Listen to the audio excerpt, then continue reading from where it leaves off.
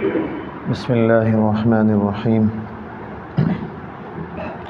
اللہ والا بننے کے 5 نسخے بیان چل رہا تھا۔ نسخے تو نہیں شروع ہوئے تھے لیکن بیان ضرور شروع ہو گیا تھا۔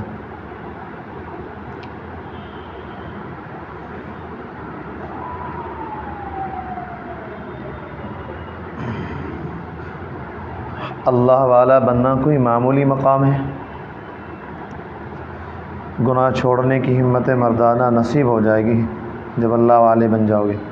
پھر سارے عالم کو آپ للکاریں گے کہ پورا عالم کچھ نہیں، نہ آفتاب کچھ ہے نہ مہتاب کچھ ہے۔ اللہ تعالیٰ کی عظمت کے سامنے ساری کائنات نظروں میں ذلیل ہو جاتی ہیں۔ حال میں اپنے مست ہوں، غیر کا ہوش ہی نہیں، رہتا ہوں میں جہاں میں یوں جیسے یہاں کوئی نہیں۔ نام سنا ہے اللہ والوں کا، لیکن اللہ اپنے کرم سے جب اللہ والا بنائے گا تب پتہ چلے گا کہ روحانیت کا کیا مقام ہوتا ہے۔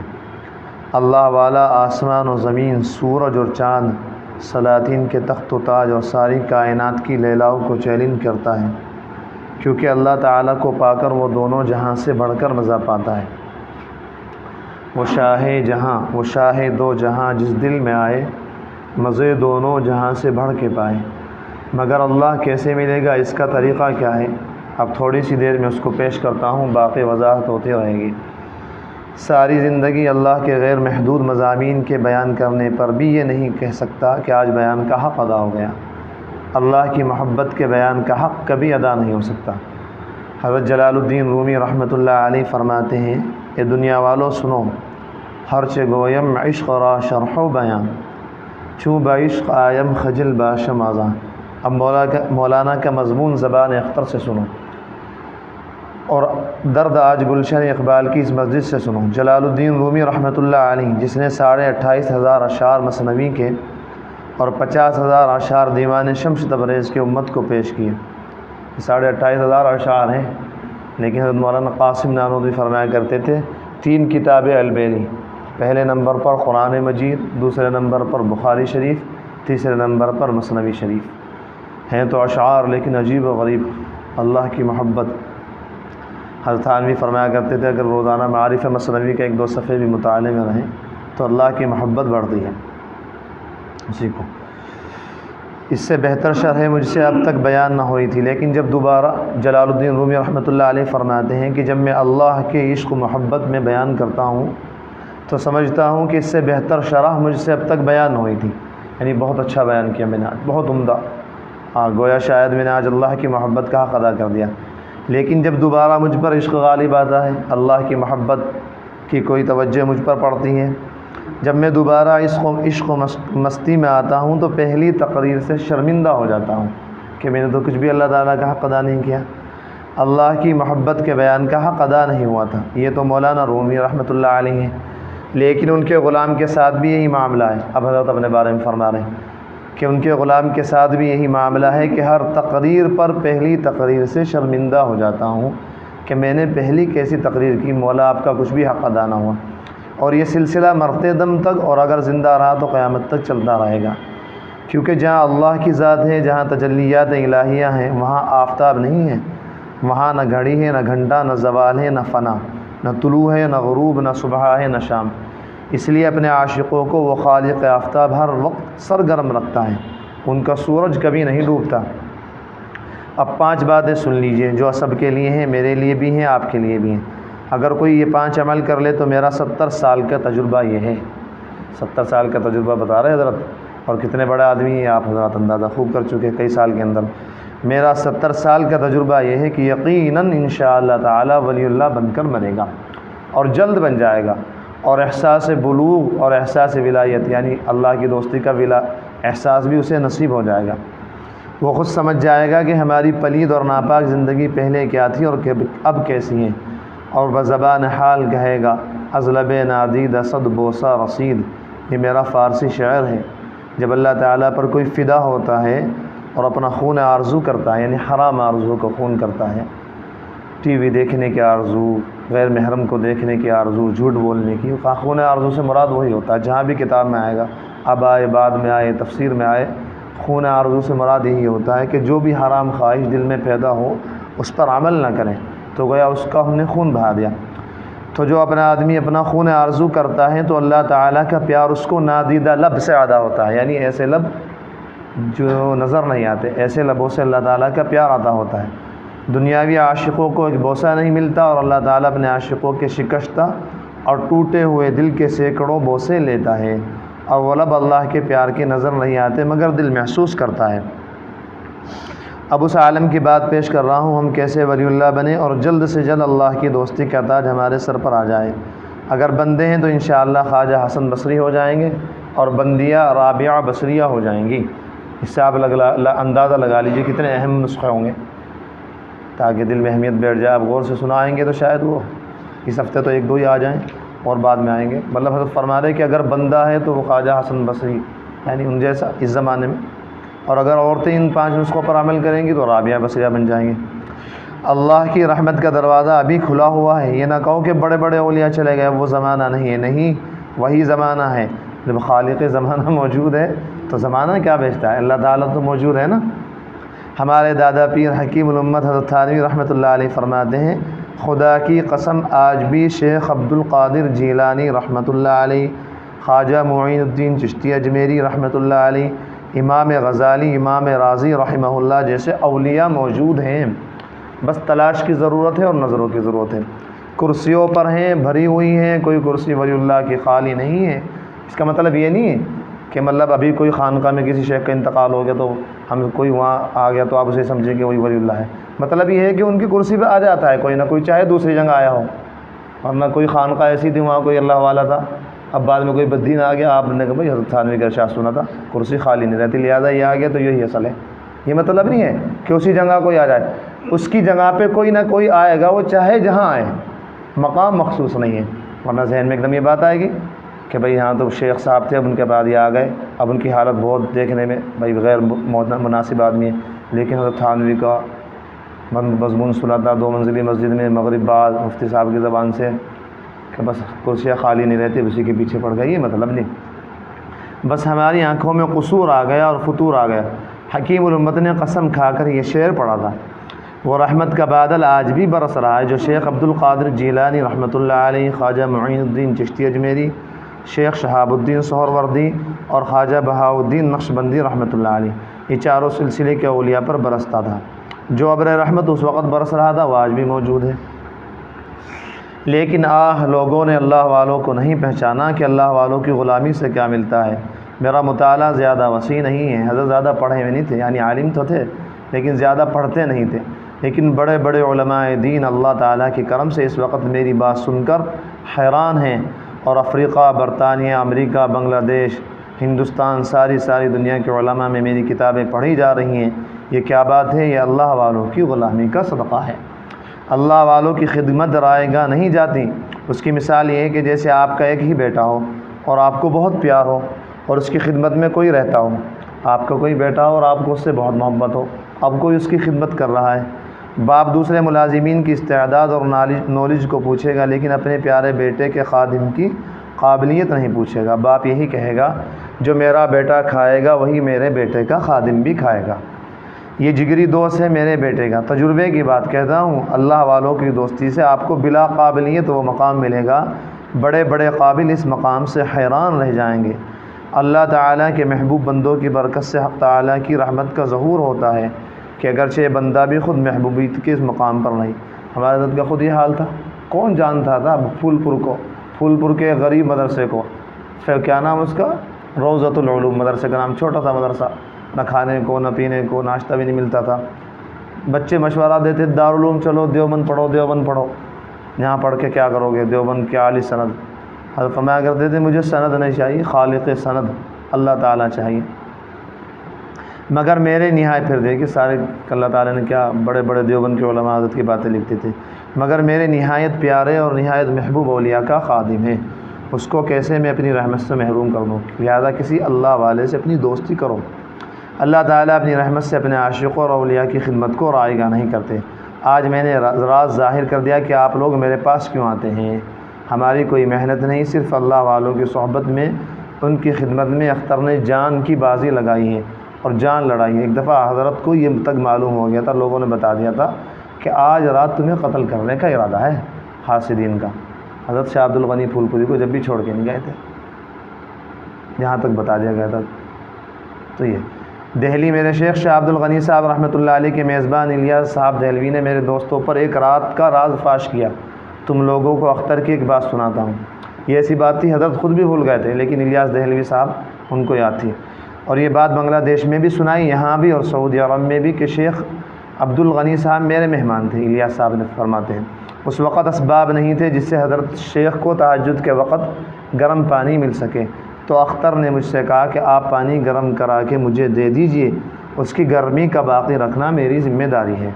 انہوں نے کہا کہ میں نے پانی گرم کرایا اور اختر کو دے دیا.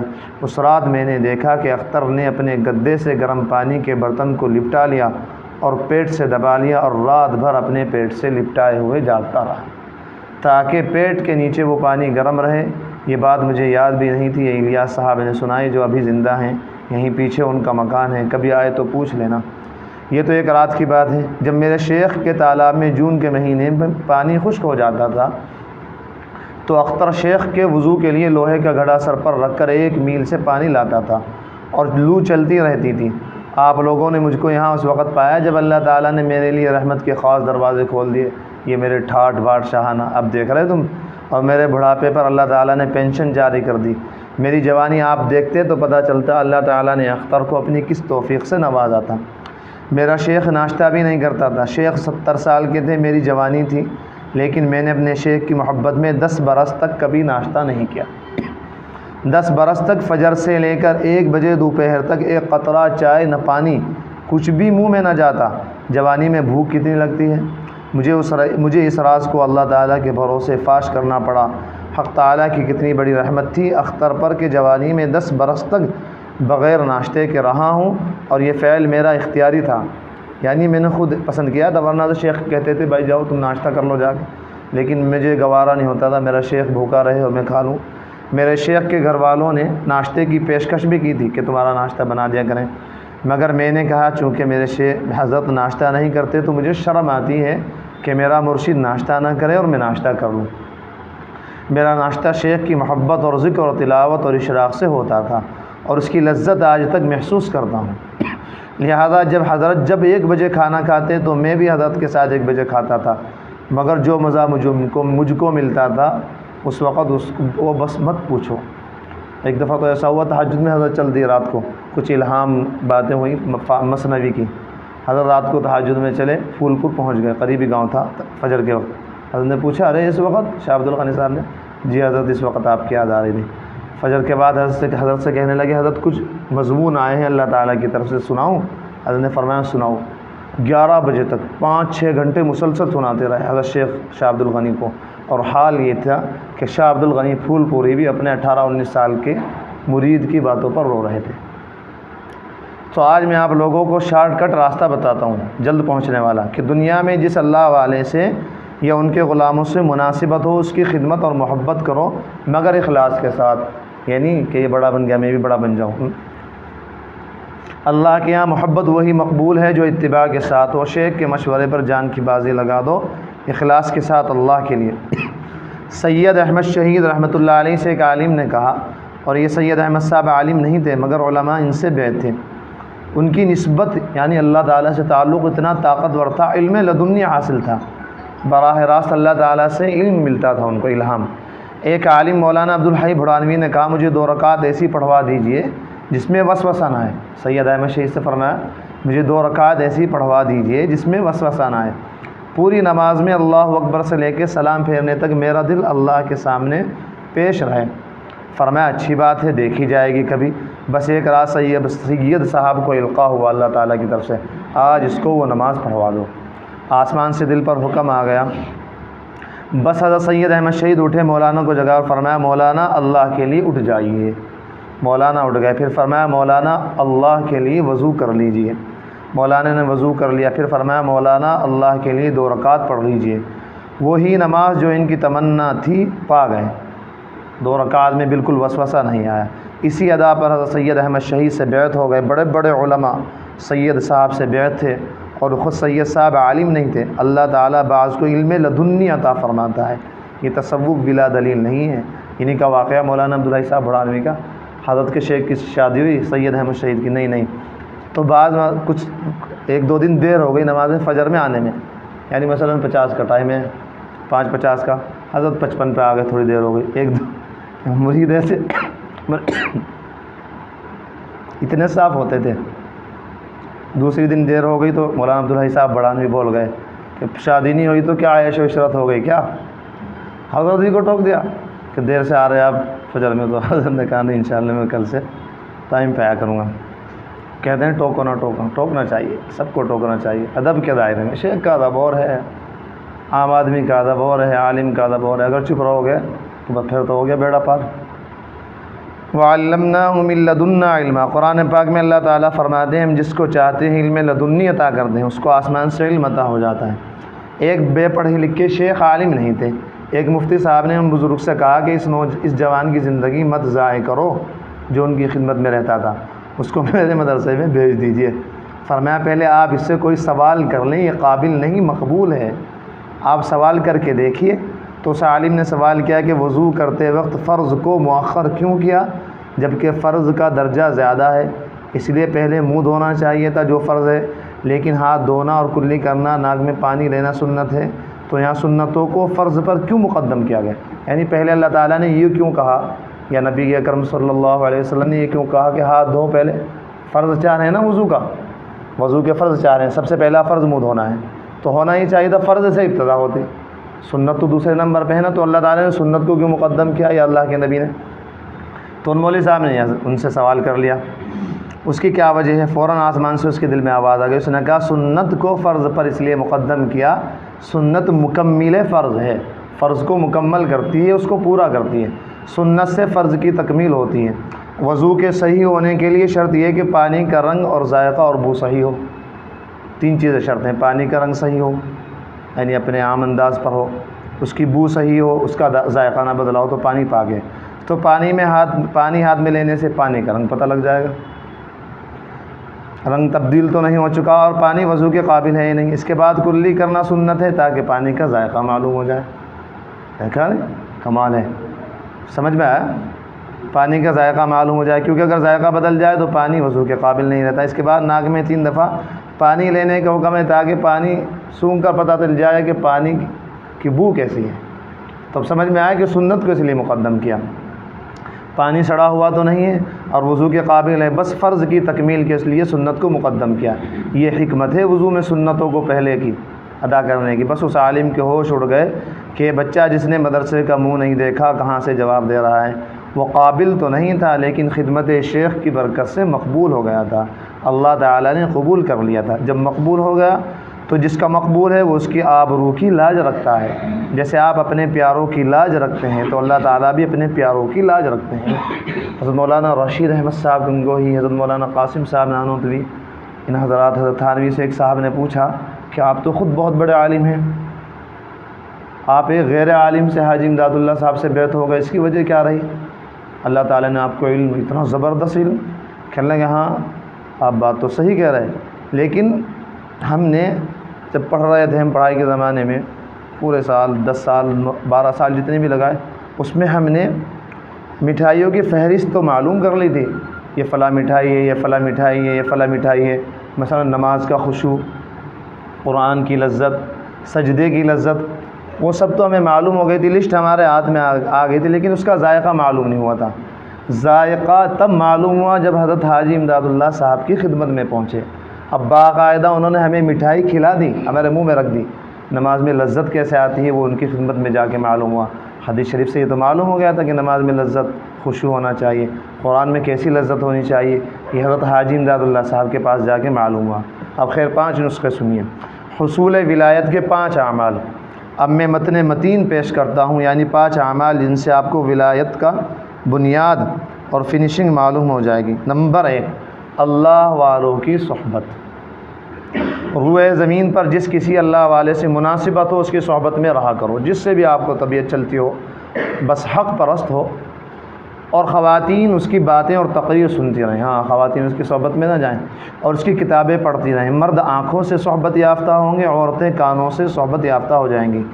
اس اللہ والے کا فیض نسبت اور درد دل الفاظ کے ذریعے کانوں سے ان کے دل میں اتر جائے گا، رابیہ بصریہ ہو جائیں گے انشاءاللہ تعالی۔ اس کی دلیل ہے کونوا مع الصادقین ہے، جس کا ترجمہ ہے اللہ والوں کی صحبت میں رہ پڑو۔ لیکن کتنا عرصہ اللہ والوں کے ساتھ رہو؟ تفسیر روح المعانی میں علامہ آلوسی فرماتے ہیں خالطوہم لتکونوا مثلہم، اتنا زیادہ اللہ والوں کے ساتھ رہو انہی جیسے ہو جاؤ۔ اگر ان جیسے نہیں ہوئے تو تمہارا کونو جو ہے کونو نہیں کانا ہے، یعنی تم اچھی طرح نہیں رہے، تم درد دل سے اللہ والوں کے ساتھ نہیں ہو، جاں بازی کے ساتھ نہیں ہو، اخلاص کے ساتھ نہیں ہو، مخنثیت اور ہیجڑے پن کے ساتھ ہو۔ جہاں تمہیں آسانی ملتی ہے شیخ کے ساتھ رہتے ہو، جہاں مشکل لگتی ہے گناہ سے جہاں بچنا ہوتا ہے تو شیخ کا ساتھ چھوڑ دیتے ہو، اور حرام لذت سے اپنی جان کو آشنا کر کے اس کو ناپاک اور پلید کر کے مقام لید پر پہنچ جاتے ہو۔ مطلب اللہ والوں کے ساتھ رہنے کا مطلب یہی ہے کہ ان کے مشورے پر عمل کریں، نمک حرامی نہ کریں۔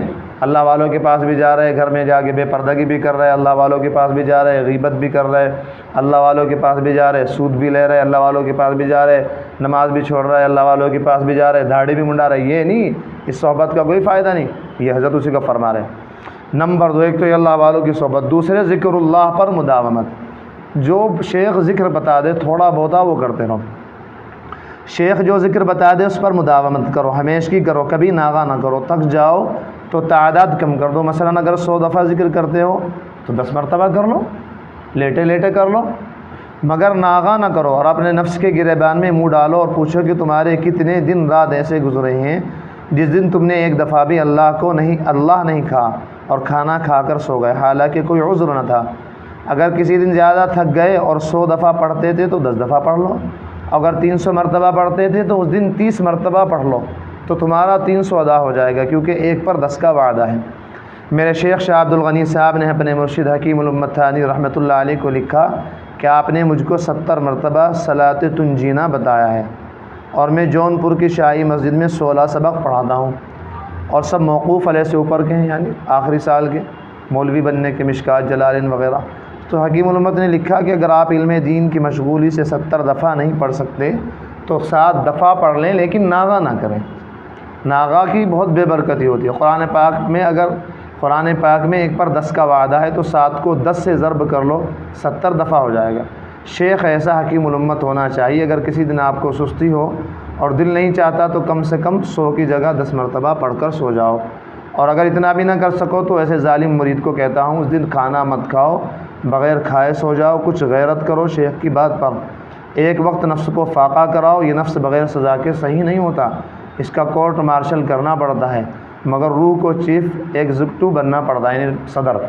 نمبر 3، پہلی بات یہ تھی اللہ والوں کی صحبت، دوسری بات اللہ والے جن سے بیعت ہیں، جو ذکر بتا دے اسے کر لیں، اگر زیادہ نہیں ہو رہا تو کم ہی کر لیں۔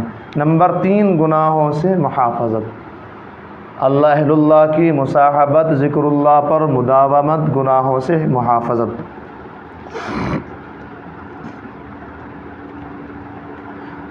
محافظت کے معنی کیا ہوئے؟ آپ گناہ سے اپنے کو دور رکھیے اور گناہ کو بھی اپنے سے دور رکھیے، بھاگیے اور بھگائیے، تب محافظت ہوگی۔ بھاگو اور بھگاؤ، معشوقوں کو اپنے سے بھاگاؤ اور خود معشوقوں سے بھاگو، کیونکہ بعض معشوق ایسے ہیں کہ جس رفتار سے آپ بھاگیں وہ آپ اپنی تھوڑی سی اسپیڈ بڑھا کر آپ کو دبوچ لیں گے، پھر آپ ایک نئے صوبے دبوچستان میں پہنچ جائیں گے، دبوچستان، جہاں عاشق معشوق کو دبوچ لیتے ہیں۔ لہذا اتنا تیز بھاگو کہ فرار میں معشوق کی اسپیڈ آپ کو نہ پا سکے، اپنی جان کی بازی لگا دو، ہیجڑے کیوں بنتے ہو؟ پھر اللہ تعالیٰ کی مدد آ جائے گی، اللہ اسے دبوچیا یعنی دبوچنے والوں کو خود بھگا دیں گے۔ خوب سمجھ لو، گناہ سے خود بھاگو اور گناہ کو بھگاؤ، خود دور رہو، اگر گناہ آپ کے قریب آ جائے تو آپ بھاگ جاؤ، مگر آپ کے کمرے میں کوئی معشوق آ جاتا ہے تو آپ اس کو کمرے سے بھگا دیجیے اور صاف کہہ دیجیے آپ میرے ایمان کے لیے مضر ہیں، آپ کہیں دور جا کر بیٹھیے۔ اگر اس کو دعا کا تعویذ چاہیے تو کسی اور کے ذریعے بھجوا دیجیے، آپ بیچ میں کوئی رابطہ بنا لیجیے، یہ کہیے کہ کسی کو بھیج دیجیے، میں اس کو تعویذ دے دوں گا، آپ کے خط کا جواب لکھ دوں گا، وہاں جا کر پڑھ لینا، اس میں بھاگنا بھی ہے بھگانا بھی ہے۔ چنانچہ ایسا ہوتا ہے، بعض دفعہ حضرت فرماتے ہیں میں ایک صاحب کے پاس گیا، میرے خاص مریدوں میں تھے حاجی جی، کافی دن سے آ نہیں رہے تھے، تو میں سمجھ گیا کچھ گڑبڑ ہے، بڑے مالدار تھے بہت۔ اب جب میں حضرت کے آفس میں پہنچا حاجی جی کے، تو دیکھا کہ پان کھا رکھا، سرما لگا رکھا، اور ٹوپی بھی تھوڑی ترچھی سی ہو رہی، یعنی اترنے کے قریب ہو رہی۔ میں سمجھ گیا ایک دم دیکھتے ہی، کہنے لگے میرے دوستوں کا میرے بارے میں گمان ہے کہ عشق کے معاملے میں جو ہے پی ایچ ڈی کر رکھی ہے اختر نے، ایک دم سمجھ جاتا ہے کہ اس کی کیا حالت ہے۔ کہنے لگے میرے دوستوں کا گمان یہ ہے۔ حضرت کے کمرے کا نام کیا رکھ رکھا تھا؟ دو حضرت کے خادموں نے آئی سی یو روم، وہاں اچھوں کا علاج ہو جاتا تھا، جو مرنے کے بھی قریب ہوتا تھا، یعنی گناہ کے اعتبار سے بالکل ختم ہو جاتا تھا، تو وہاں آئی سی یو میں اس کا علاج ہو جاتا تھا۔ تو دیکھو وہ حاجی جی کے تو سرما بھی لگا ہوا ہے، پان بھی ہے، اور ٹوپی بھی ترچھی ہے۔ حضرت نے ادھر ادھر دیکھا تو دیکھا ایک کونے میں لڑکی بیٹھی، بس سمجھ گیا تھا یہیں سے گڑبڑ ہے۔ حضرت نے فرمایا یہ کون ہے؟ کہنے لگے پی ہے۔ حضرت نے فرمایا حاجی جی پی جائے گی آپ کا ایمان۔ بس سمجھ گیا میں ٹوپی ترچھی کیوں ہو رہی اور آپ مجلس میں کیوں نہیں حاضر ہو رہے۔ غریب تھی اصل میں وہ اس وقت۔ حضرت نے فرمایا اگر غریب ہے تو دوسرے کے ذریعے مدد کرا دیجیے، اس کو مت رکھیے ورنہ آپ کے ایمان کو پی جائے گی۔ خیر ان کو سمجھایا، صحیح جو ہوتے ہیں اللہ کی جن پر رحمت وہ ایک دم مان گئے، اور فوراً اس کو بلایا، اس کا حساب کتاب کر کے کہنے لگے ہم تمہیں بغیر یہاں نوکری کے گھر تنخواہ پہنچاتے رہیں گے۔ تو یہ گناہوں سے بھگاؤ۔ یہ ٹھیک ہے۔ نمبر 4 یعنی گناہوں سے حفاظت۔ دیکھیے نمبر 4 کیا ہے؟ اسباب گناہ سے مباعدت۔ جہاں یہ ڈر ہو کہ وہاں آدمی گناہ میں جا کے پڑ جائے گا، برات گھر، جہاں آدمی ڈر ہو کہ وہاں گناہ میں جا کے پڑ جائے گا، وہاں سے بھی دور رہو۔ چوتھی چیز ہے، اگر آپ کو خالص اللہ والا بننا ہے، حضرت کی زبان میں موجودہ زمانے کا حسن بصری بننا ہے، عورتوں کو رابعہ بصریہ بننا ہے۔ اسباب گناہ سے مباعدت، گناہ کے جو اسباب ہیں ان سے آپ دور رہیے، ان کو دور رکھیے۔ مثلا لڑکیاں پیے مت رکھو ورنہ بے پیے ہر وقت پیے رہو گے۔ دنیا کا نقصان برداشت کر لو لیکن اللہ کو ناراض نہ کرو۔ یہ نہ سوچو کہ اگر اپنے جرنل اسٹور میں لڑکیاں رکھیں گے تو لڑکیوں کی وجہ سے گاہک زیادہ آئیں گے۔ دنیا تو ملے گی مگر مولا نہیں ملے گا۔ دنیا تو ایک دن لاد مارے گی اور قبر میں دفن ہو جاؤ گے۔ پھر دیکھتا ہوں قبر کے اندر کون کام آتا ہے۔ مال و اولاد تیری قبر میں جانے کو نہیں، تجھ کو دوزخ کی مصیبت سے چھڑانے کو نہیں، سوائے عمل قبر میں کوئی بھی تیرا یار نہیں۔ آہ کیا قیامت ہے کہ تو اس سے خبردار نہیں۔ آہ شاعر آہ کر رہا ہے مولانا شاہ محمد احمد صاحب، آہ یعنی دکھ کے ساتھ، آہ کیا قیامت ہے کہ تو اس سے خبردار نہیں۔ تو اسباب گناہ سے بھی بچو، لڑکے ہوں یا لڑکیاں، یہ قید نہیں کہ ان کے میں حسن ہو یا نہ ہو، ان سے دور نہ رہو۔ نامحرم عورتوں سے شرعی پردہ کرو۔ چچا زاد بھائی، مامو زاد بھائی، خالہ زاد بھائی، پھوپھی زاد بھائی، یہ جتنے ہم زاد ہیں سب سے بچو، اور ایسے ہی چچا زاد، خالہ زاد، پھوپھی زاد بہنوں سے بچو، اور بھابھی سے تو بہت ہی بچو۔ بعض وقت میرے پاس ایسے کیس آئے کہ ایک صاحب نے کہا میری بھابھی 2 بجے رات کو آ کے مجھے جگاتی ہے اور میرا بھائی ڈیوٹی پر رہتا ہے، کہتی کہ مجھے چھوٹے بچے کے لیے دودھ گرم کرنا ہے اور وہاں بلی بیٹھی رہتی ہے، مجھے بلی سے بہت ڈر لگتا ہے، بھیا تم چل کے بلی کو بھگاؤ تاکہ میں دودھ گرم کر لوں، اور اگر بلی نہ ہو تو بھی جب تک دودھ گرم کروں وہیں کھڑے رہنا، کہیں بلی نہ آ جائے۔ اب اس میں کیا کیا راز ہیں؟ اللہ حفاظت فرمائے۔ بتاؤ ایک غیر محرم مرد سے اس قدر قریب ہونا کہ وہ تنہائی میں رات کو 2 بجے باورچی خانے میں بلی بھگائے، یہ سب شیطان کے ہتھ کنڈے ہیں۔ اور دیور کے تو معنی ویسے بھی آپ کو دیور کے معنی پتہ کیا ہیں؟ دیور ہندی کا لفظ ہے، دیور کے معنی دوسرا شوہر، 2 کے یہاں یہ۔ حضرت نے اس پہ بہت عجیب قصہ سنایا تھا حضرت رشید احمد صاحب نے، مگر وہ یہاں سنانے کا نہیں ہے کہ بعض ایسا آپس میں ایسا رشتہ ہوتا ہے وہ ذرا مناسب، تو اس پہ دیور کے معنی دوسرا شوہر، اس سے تو بہت زیادہ بچنا چاہیے۔ اللہ کے نبی نے دیور کو تو موت ہی بتایا۔ اسی طرح لڑکوں سے احتیاط کرو، خصوصاً جو لڑکے اللہ والے ہوں ان سے تو اور زیادہ احتیاط چاہیے، کیونکہ شیطان یہ کہہ کر کہ اللہ والا اس سے قریب کر دیتا ہے اور پھر گناہ میں مبتلا کر دیتا ہے۔ بس یہ اسی ہفتے ختم ہو گیا الحمدللہ بیان، ایک اور رہ گیا۔ اور پھر گناہ میں مبتلا کر دیتا ہے، کیونکہ جو اسباب گناہ سے قریب ہوا پھر اس کی خیر نہیں ہے۔ جو گناہ کرنا نہیں، گناہ کے قریب بھی گیا اس کی خیر نہیں ہے۔ اللہ تعالیٰ اس سے اپنی حفاظت ہٹا لیتے ہیں کہ اب تم جانو اور تمہارا کام جانے۔ جب تک ہم گناہ سے نہیں، گناہ کے سبب سے بھی دور رہیں گے، اللہ تعالیٰ کی حفاظت ہمارے ساتھ رہے گی۔ سبب کے بھی قریب آپ کیا لوگوں کو جواب دیں کہ کیا کیا باتیں کرتے ہیں، کہاں سے آیا یہ اور وہ، یہ اپنی باتیں بناتے ہیں۔ بارات گھر میں جانا کس نے منع کر دیا؟ آپ نے تو آج تک کسی نے سنا؟ فلاں جگہ کس نے منع کر دی؟ یہ کیا ہے بھائی؟ یہ شریعت کی روح تو بتا رہے ہیں۔ اللہ تعالیٰ فرماتے ہیں کہ جو آدمی گناہ کے سبب کے قریب گیا اس سے میری حفاظت ہٹی۔ تو اسباب گناہ سے مباعدت کے معنی ہے گناہ کے اسباب سے دور رہو، کسی کو قریب نہ آنے دو۔ اگر گناہ کے اسباب سے قریب ہو گئے تو کب تک بچو گے؟ ایک دن مبتلا ہو جاؤ گے۔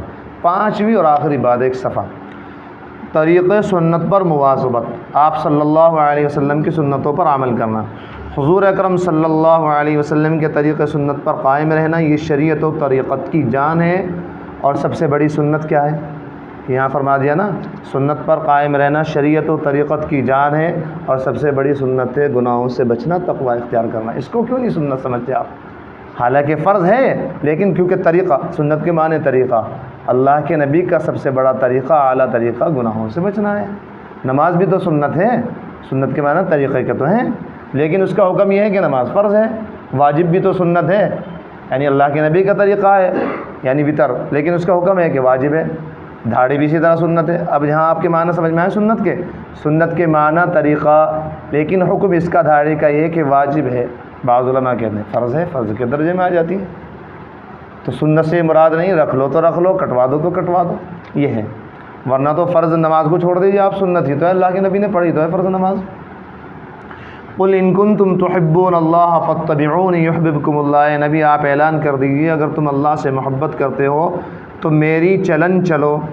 یہ حضرت شاہ فضل الرحمن گنج مراد آبادی کا ترجمہ بہت ہی شاندار، بہت حضرت کو پسند تھا۔ میری چلن چلو، اللہ تم کو پیار کر لے گا۔ میں اللہ کا ایسا پیارا ہوں، جو میری چلن چلتا ہے اللہ اس کو بھی اپنا پیارا بنا لیتا ہے۔ میرے دو شاعر ہیں، گر اتباع سنت نبوی کا ہو چلن، رفتار سے پوچھے کوئی رفتار کا عالم۔ کیا اچھا، سبحان اللہ، رفتار سے پوچھے کوئی رفتار کا عالم، یعنی کتنی جلدی آدمی اللہ والا بن جاتا ہے۔ نقش قدم نبی کے ہیں جنت کے راستے، اللہ سے ملاتے ہیں سنت کے راستے۔ خانقاہ سے میرا رسالہ مفت ملتا ہے، پیارے نبی صلی اللہ علیہ وسلم کی پیاری سنتیں، اس کو حاصل کرو، اس پر عمل کرو۔ اگر مفت میں بھی نہ پیو تو کیا بات ہے؟ انگریزوں نے تو چائے مفت کی پلائی، تم نے خوب پی، یہاں تک کہ اب خرید کے پیتے ہو، اور میں مفت کی پلا رہا ہوں تو میری مفت والی بھی نہیں پیتے۔ بس میری تقریر ختم۔ یہ 5 باتیں یاد کر لیجئے۔ اللہ والوں کی صحبت، ذکر اللہ پر مداومت، جو بتا دے شیخ ذکر وہ روزانہ کریں چاہے تھوڑا۔ نمبر 3 گناہوں سے حفاظت۔ نمبر 4 اسباب گناہ سے مباعدت، دوری۔ نمبر 5 سنت پر مواظبت، اللہ والوں کی صحبت، گناہوں سے دوری، ذکر اللہ، اللہ والوں کی صحبت، اللہ کا ذکر کرنا، گناہوں سے بچنا، گناہوں کے اسباب سے بھی دور رہنا، اور آپ صلی اللہ علیہ وسلم کے طریقے پر عمل کرنا۔ حضرت فرما رہے تھے شروع میں کہ میری 70 سال کا تجربہ ہے، جو اس پر عمل کر لے گا 5 باتوں پر تو حسن بصری یا رابعہ بصریہ انشاءاللہ بن کر مریں گے۔ اللہ تعالیٰ عمل کی توفیق عطا فرمائے، آمین یا رب العالمین۔ وآخر دعوانا ان الحمد للہ رب العالمین۔